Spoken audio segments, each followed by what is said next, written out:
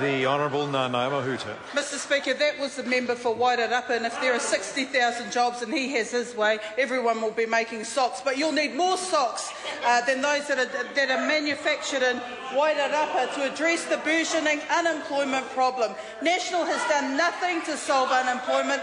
It must do more, and especially in the provinces, and that member knows it.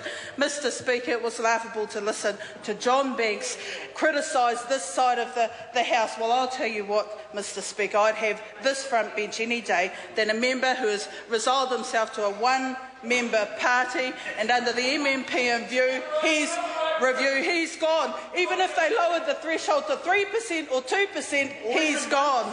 Mr Speaker, the comments coming from that member saying that partnership schools will benefit the 20% of young people who are currently not achieving in the system is laughable. And parents out there who are holding meetings concerned about the way in which National is systematically destroying our education system is a concern to us, because we know that charter schools won't make a difference.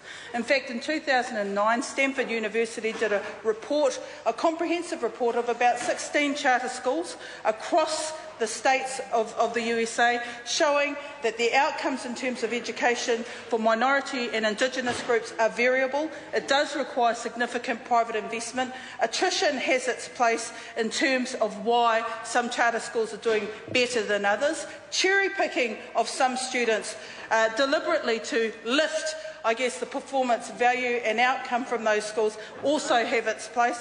So to bring that type of a model into the New Zealand system is absolutely a disgrace, because it will destroy what is at the heart of a high-performing New Zealand education system, which is one that delivers to kids based on the expectations set to parents.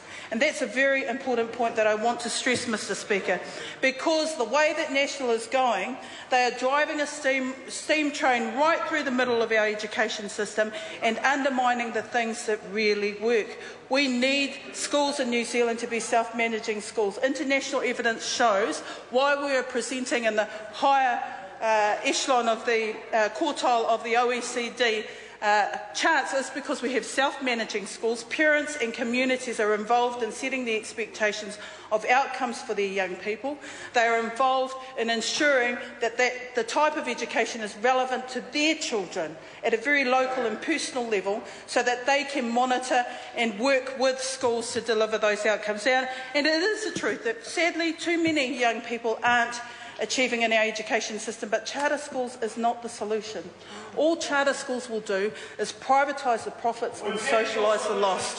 Privatise the profits and socialise the loss, and we need to be concerned if the 6 applicants sitting on the table right now come from private companies who have a long track record of privatising the profits and socialising the loss. And members across the bench know this.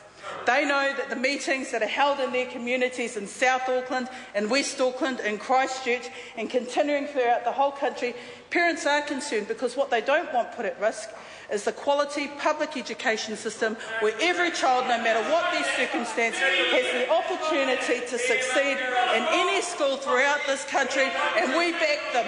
We back those parents because we believe every school should be a good school. We believe that teachers in front of our children should be registered. Unlike National, through their charter school model, they're saying actually we don't need registered teachers in front of our children. In fact, there's a difference between qualified teachers and registered teachers. If there is, then I challenge that member to take the next call and stand up and explain to the good members of Tauranga what that difference is, because based on the recommendations coming out of the government with regards to giving greater protection around children and strengthening the regulatory process so that sex offenders aren't in front of our children, I challenge the member for Tauranga to get up, take the next call, explain to the people of Tauranga what the difference is.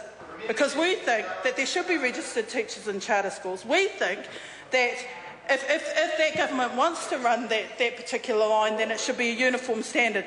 But on balance, actually, we don't need charter schools. On balance, we should be putting all our effort into strengthening the public education system. Parents are also concerned because they were told by National that parents deserve really good data about the performance of their young people. What do they get? a variable set of data coming out of national standards being put up on a website with the Minister herself acknowledging that that data is inaccurate. Parents have been duped. Ordered, No Dr. longer. Jackie Blue. No longer. Mr. Speaker,